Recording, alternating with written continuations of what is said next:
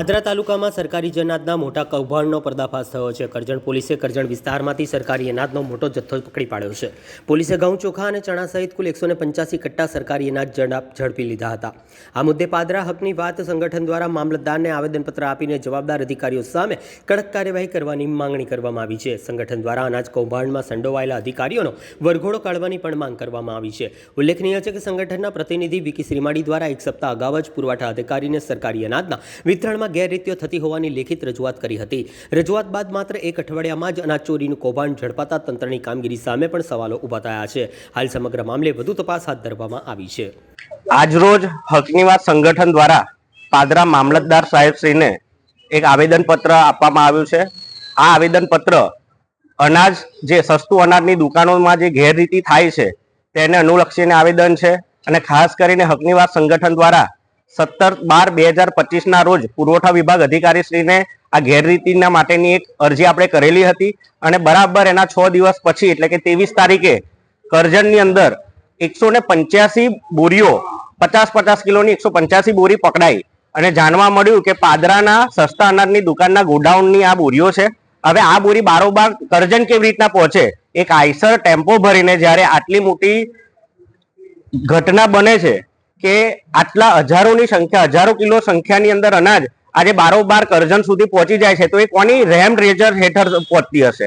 કયા અધિકારીઓની એની અંદર સંડોવણી હશે? એટલે ચોક્કસપણે આ ચોરી અને આ કૌભાંડ એ સાબિત કરે છે કે અનાજ ચોરો એ પાદરાની અંદર સસ્તા અનાજની દુકાનની અંદર ગરીબોના અનાજ બારોબાર બીજી જગ્યાઓ પર વેચી દે છે અને ગરીબ જનતાને આ અનાજ પહોંચતું નથી। એટલે મામલતદારશ્રીને અમે રજૂઆત તો કરી જ છે, સાથે સાથે આ અધિકારીએ 6 દિવસ સુધી શું તપાસ કરી છે તેની પણ અમે માહિતી માંગી છે અને આવનારા સમયની અંદર જો આવી રીતના કામ ચાલશે તો ગરીબો સુધી જો અનાજ નહીં પહોંચે એની પણ તમામ રજૂઆતોને ધ્યાનમાં રાખીને કચેરીનો ઘેરાવ કરવાની પણ ચીમકી અમે આપી છે। અને ખાસ કરીને સાહેબને, જે મામલતદાર સાહેબ આ પાદરા તાલુકાના વડા કહેવાય તમામ કચેરીઓના, એમને અમે બિલોડી કાચ આપ્યો છે કે સાહેબ તમે પાદરા તાલુકાના દરેક ગામ સુધી તો પહોંચી ના શકો, પણ ઓફિસમાં બેઠા બેઠા આ બિલોડી કાચથી તમે બધાની ઉપર નજર રાખજો, કેમ કે તમારા પર અમને હવે વિશ્વાસ રહ્યો નથી।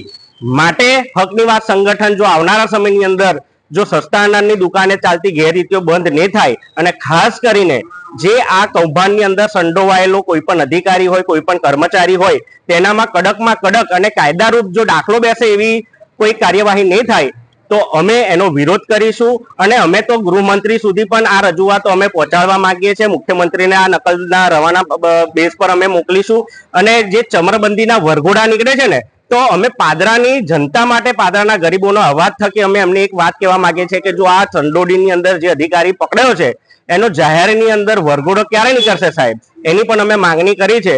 એટલે ગરીબ જનતાને અમે અમારા હકની વાત ટીમ સંગઠન દ્વારા એક મેસેજ પહોંચાડવા માંગીએ છીએ કે પોતાના અવાજ માટે જ્યારે લડવાની વાત આવે તો તમે જો બોલી ના શકતા હોય તો અમારા સંગઠન સુધી તમે પહોંચો, ચોક્કસથી તમારો અવાજ બનીને તમારા હક માટે અમે લડીશું, કેમ કે હકની વાત એ જનતાની વાત અધિકારીઓ સુધી પહોંચાડે છે, નેતાઓ સુધી પહોંચાડે છે અને ભ્રષ્ટાચાર વિરુદ્ધ અમારી લડત આ હર હંમેશ દરેક વિભાગોમાં ચાલુ રહેશે।